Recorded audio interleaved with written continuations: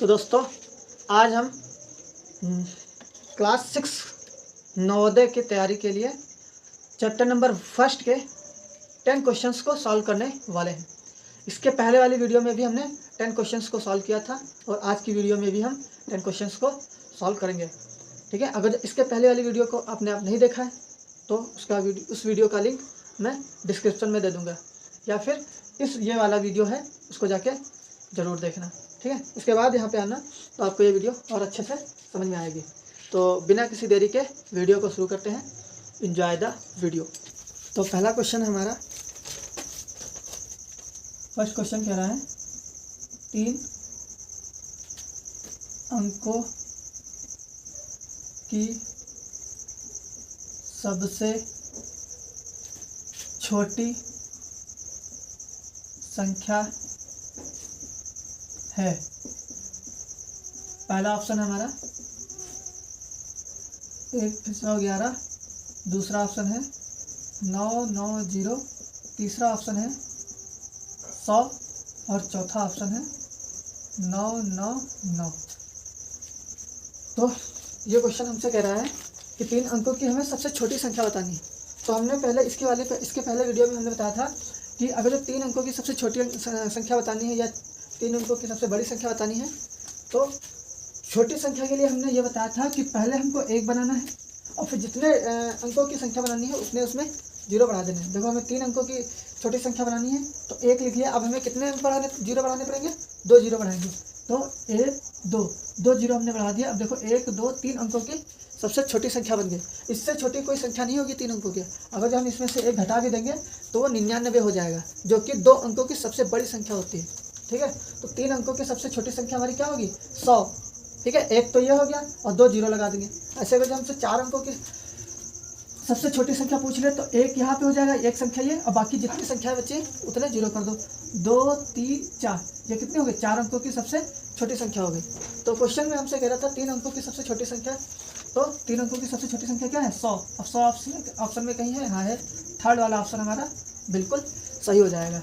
ठीक है, second question हमसे कह रहा है 5 की पावर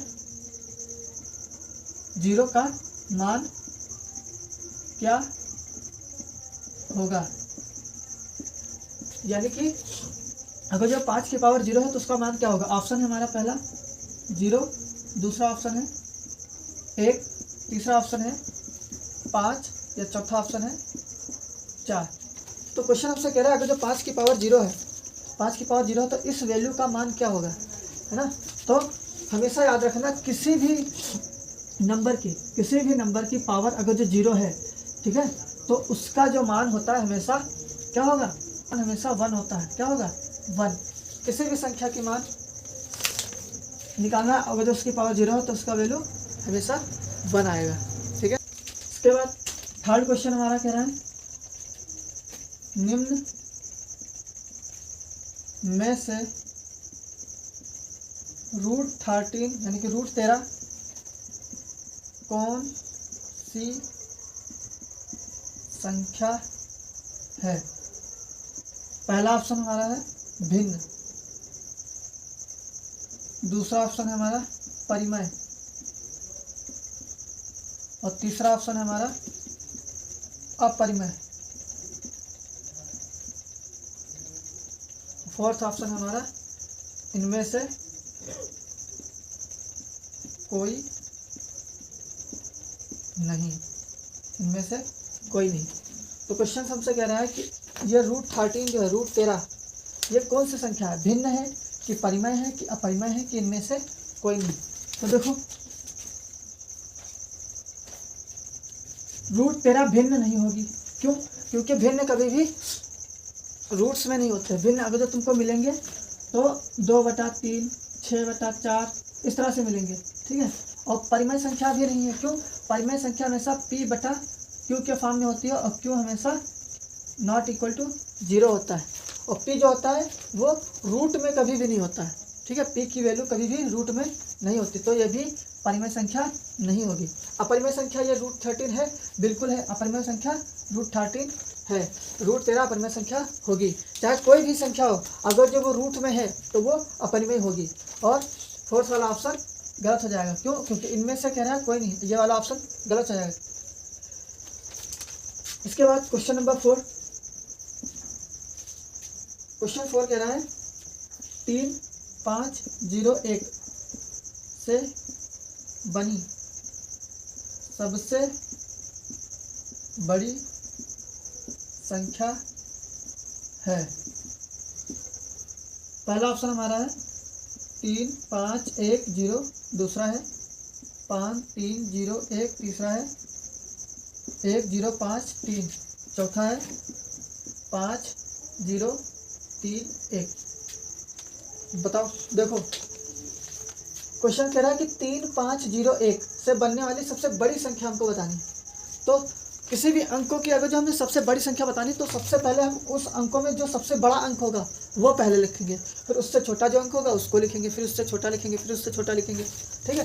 तो इन 4 अंकों में सबसे सबसे बड़ा अंक कौन सा है? 5। तो यहाँ पे हमने 5 लिखा, यहाँ नहीं लिखते, चलो इधर लिख लें। यहाँ पे सबसे बड़ा अंक कौन सा है? 5, तो हमने यहाँ पे 5 लिख लिया। फिर उसके बाद 3 है तो हमने यहाँ पे 3 लिख लिया। फिर उसके बाद 1 तो 1 आ जाएगा। फिर उसके बाद 0 तो 0। तो ये 4 अंकों की और इन अंकों से बनी हुई सबसे बड़ी संख्या है। ठीक है। 5310। तो इस ऑप्शन में देखो 5310 कहीं है? 5310।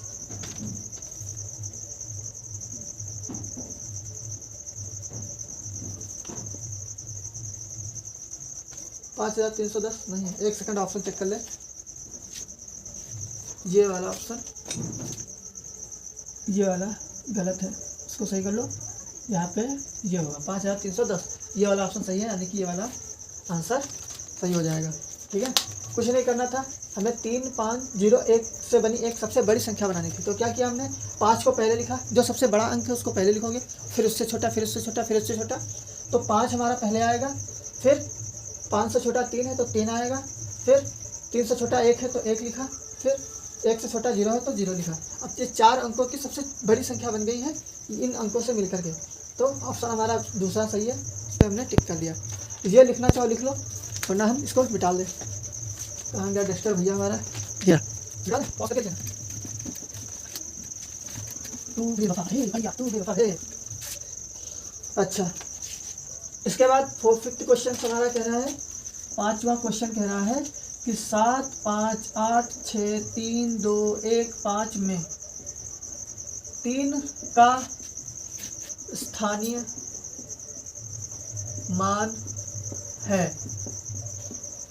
ये इतनी बड़ी संख्या है, इसमें हमें 3 का स्थानीय मान बताना है। चलो भाई ऑप्शन देखते हैं। पहला ऑप्शन हमारा 3000, दूसरा ऑप्शन है हमारा 300, तीसरा ऑप्शन है हमारा 30 और चौथा है 3। तो देखो हमने स्थानीय मान पे एक पहले से वीडियो बना के रखा है, जिस वीडियो का नाम है वैल्यू ऑफ डिजिट, यानी कि अंकों के मान, यानी कि संख्याओं के मान। उसका वीडियो उस वीडियो का लिंक मैं डिस्क्रिप्शन में दे दूंगा, आप जाके वहाँ देख सकते हैं। ये वाला वीडियो है। ठीक है। तो उसमें मैंने अच्छे से बताया कि स्थायी मान कैसे निकालते हैं, वास्तविक मान कैसे निकालते हैं। ठीक है। तो वो वाला वीडियो देख के फिर इस वीडियो पे आइएगा। चलो क्वेश्चन को सॉल्व करते हैं। तो हम यहाँ पे पहले लिखेंगे 7, 5, 8, 6, 3, 2, 1, 5। अब इसमें हमें 3 का स्थानीय मान निकालना। तो 3 का ये है 3, इसको हम यहाँ पे पहले लिख लेंगे इस तरह से। 3 का निकालना, 3 हमने यहाँ पे लिख लिया। अब इस 3 के बाद कितने नंबर हैं देखो, 1, 2, 3 नंबर। तो 3 के बाद जितने भी नंबर हैं उतने 0 लगा दो। 3 के बाद 3 नंबर है तो 3 0 लगा दिया, और यही हमारा 3 का स्थानीय मान हो गया। तो देखो 3000 है, 3000 हमारा ऑप्शन में पहला वाला ऑप्शन मिल रहा है, यानी कि ये वाला बिल्कुल सही है। ठीक है। फिर इसके बाद 6 क्वेश्चन हमारा कह रहा है 28308 में आए 8 के 2 स्थानीय मानों का अंतर होगा। पहला ऑप्शन है हमारा 7992, दूसरा है 8200, तीसरा है 406, चौथा है 400। अच्छा, ये क्वेश्चन क्या कह रहा है? ये क्वेश्चन कह रहा है 28,308 में आए 8 के 2 स्थानीय मानों का अंतर निकालना है। अच्छा, तो हम ये यहाँ पे लिख लेते हैं इस तरह से। अब हमें 8 के स्थानीय मान निकालना है ना, तो 8 के स्थानीय मान निकालना है, तो इस वाले 8 का भी स्थानीय मान निकालना और इसका भी स्थानीय मान निकालना है। तो इसका स्थानीय मान 8 ही होगा, क्यों? क्योंकि इस 8 के बाद कोई भी नंबर नहीं है, कोई भी नंबर नहीं, तो यहाँ पे कोई भी जीरो नहीं बढ़ेगा। इस वाले 8 का स्थानीय मान हमने यहाँ पे 8 लिखा। 8 के बाद कितने जीरो? 1 2 3 जीरो है, तो हम यहाँ पे कितने जीरो बढ़ाएंगे? 1 2 3। अब हमको अंतर बताना है। अंतर का मतलब क्या होता है? घटाना। ठीक है, तो हम बड़े में से छोटा वाले को घटा देंगे, यानी कि 8,000 से 8 को घटा देंगे। 8,000 से 8 को घटा दो, तो यहाँ से कैरी लिया, यहाँ से कैरी लिया, 10 10 से कैरी लिया 9, यहाँ 10 हुआ, यहाँ से कैरी लिया, यहाँ 10 हुआ, 10 से 8 गया, कितना बचा? 2। यहाँ 10 हुआ था, एक कैरी हमने दे दिया था, यहाँ पे 9 बचा, तो यहाँ पे 9 आएगा। यहाँ पे भी 10 हुआ था, एक कैरी इसको दे दिया था, तो यहाँ पे भी 9 बचा, और यहाँ पे कितना बचा? 7, है ना। तो 7,992 जो है हमारा आंसर सही है एकदम से। तो पहला वाला ऑप्शन बिल्कुल सही है। ठीक है, इसके बाद नेक्स्ट क्वेश्चन क्या है हमारा? 7 नंबर। इसको लिख लो, प्लान को डालें, चलो निकाल देते हैं। और पहले से लिया होगा, और एक बात मेरे साथ रखना, जब मैथ्स है, ठीक है, इसको जितना सॉल्व करोगे उतनी आएगी, और मैथ्स को सॉल्व नहीं करोगे तो मैथ्स समझ में नहीं आएगी, तो ऊपर जाएगा। 7 क्वेश्चन कह रहा है हमसे शून्य है, शून्य है। पहला ऑप्शन है धनात्मक संख्या, दूसरा ऑप्शन है ऋणात्मक संख्या, तीसरा ऑप्शन है उपरोक्त दोनों, चौथा ऑप्शन है न धनात्मक और न ऋणात्मक, न धनात्मक न ऋणात्मक। तो क्वेश्चन हमसे ये पूछ रहा है कि शून्य क्या है? धनात्मक है, ऋणात्मक है, कि ये दोनों हैं, या ये दोनों नहीं है, ना तो धनात्मक है और ना ही ऋणात्मक है। आपको याद होगा जब हमने संख्या पद्धति पढ़ाया था, उसमें हमने पूर्णांक पढ़ाया था। पूर्णांक में हमने ऋणात्मक पूर्णांक और धनात्मक पूर्णांक के बारे में पढ़ाया था, और उसमें हमने जीरो के बारे में भी बताया था। अगर जो आपने वो वाला वीडियो नहीं देखा तो जरूर देखना, क्योंकि उसमें हमने सारे नंबर्स के बारे में अच्छे से समझाया था। ठीक है, तो ये इस वाली वीडियो के बाद जाना और वो वाली वीडियो जरूर देखना, तो आपको सब कुछ अच्छे से क्लियर हो जाएगा कौन सा नंबर क्या होता है। तो इस वाली वीडियो में हमसे पूछ रहा है कि जीरो क्या है। तो जीरो देखो, जीरो ना तो ऋणात्मक होता है ना ही धनात्मक होता है। ठीक है, जीरो कभी भी ना प्लस में लिखा जाएगा ना ही माइनस में। ठीक है, इसके बाद क्वेश्चन नंबर 8 हमसे कह रहा है, क्वेश्चन नंबर 8, 16540 की अनुवर्ती संख्या है। पहला ऑप्शन है हमारा 16541, दूसरा है 16441, तीसरा ऑप्शन है 16539, और चौथा है 16538। अच्छा, क्वेश्चन कह रहा है कि 16,540 की अनुवर्ती संख्या क्या होगी। अनुवर्ती का मतलब है कि एक आगे की संख्या, है ना। इंग्लिश में इसको कहते हैं प्रीडिसेसर, सॉरी इंग्लिश में कहते हैं इसको सक्सेसर। प्रीडिसेसर को हिंदी में कहते हैं पूर्ववर्ती। ठीक है, अनुवर्ती को इंग्लिश में कहते हैं सक्सेसर। सक्सेसर यानी कि अनुवर्ती का मतलब है कि जो संख्या दी है उसमें एक जोड़ दो, बस हमारी अनुवर्ती संख्या आ जाएगी। यानी कि 1 6 5 4 0, अगर जो इसमें हम 1 प्लस कर दें तो ये हमारी जो संख्या आएगी वो अनुवर्ती होगी। तो 0 में 1 जोड़ा 1, ये 4, ये 5, ये 6 और 1, ये आ गया हमारी अनुवर्ती संख्या। तो कौन सा ऑप्शन मिल रहा है? ये पहला वाला ऑप्शन हमारा बिल्कुल सही होगा। इसके बाद 9th क्वेश्चन है। 9th क्वेश्चन क्या कह रहा है? देखो चलो, इसका 9th क्वेश्चन हमारा कह रहा है क्या? 9th क्वेश्चन कह रहा है 8 8 8 8 8, 5 बार 8 की पूर्ववर्ती संख्या है। ठीक है, इसकी हमें पूर्ववर्ती संख्या बतानी। हमने अभी आपको बताया अनुवर्ती पूर्ववर्ती के इंग्लिश में क्या कहते हैं। पहला ऑप्शन है 8 8 8 8 7, दूसरा ऑप्शन है 8 8 8 8, तीसरा ऑप्शन है 8 8 7 8 8 और चौथा ऑप्शन है 8 8 8 और 7 7। ये 4 ऑप्शन हमारे दिए हुए हैं। तो पूर्ववर्ती को इंग्लिश में कहते हैं प्रीडिसेसर, यानी कि पहले की संख्या क्या होगी, यानी कि हमें इसमें से एक घटाना है। यहाँ पे लिखो 8 8 8 8 8। तो जब भी हमसे पूर्ववर्ती अगर जो पूछ रहा है तो उसमें से एक घटा देना है, जो संख्या दी होगी तो हमारी पूर्ववर्ती संख्या आ जाएगी। ठीक है, अगर जो हमसे अनुवर्ती पूछ रहा है तो उसमें एक जोड़ देंगे तो हमारी अनुवर्ती संख्या आ जाएगी। तो हमसे इसमें पूर्ववर्ती पूछा है, इसमें से एक घटा दो, बस 8 से 1 गया 7 8 8 8 8। 4 बार 8 1 बार 7, 4 बार 8 1 बार 7। कौन सा? पहला ऑप्शन बिल्कुल सही है। इसके बाद नेक्स्ट क्वेश्चन हमारा अगला क्वेश्चन है 10 नंबर।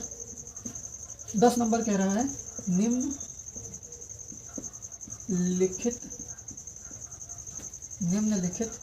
में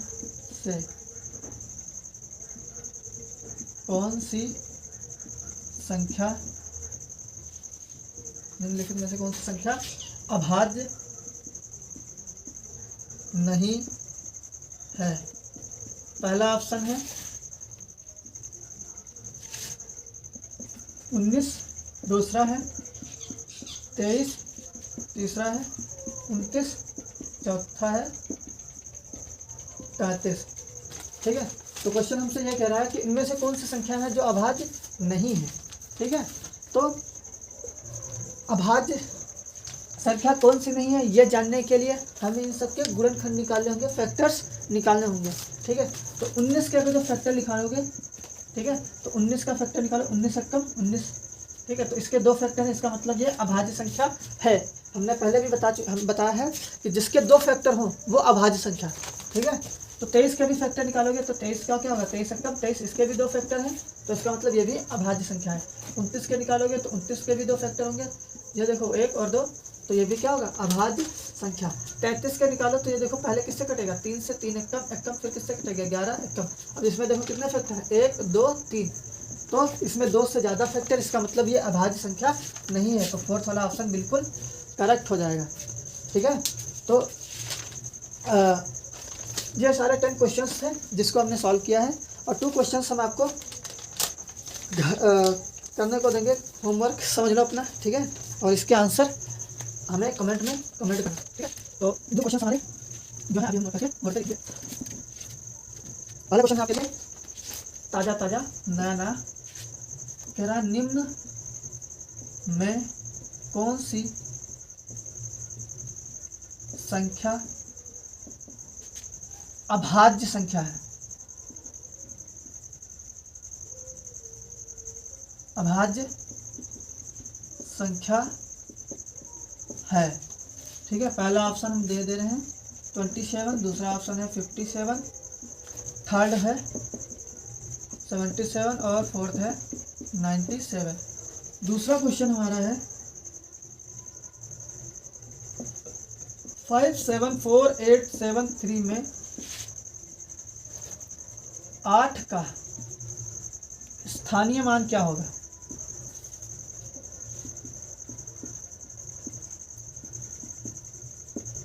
पहला ऑप्शन है 8, दूसरा है 800, तीसरा है 80 या चौथा है 8000।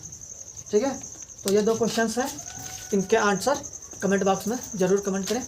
तो आज की वीडियो में इतना ही, मिलते हैं नेक्स्ट वीडियो में, तब तक के लिए जय हिंद।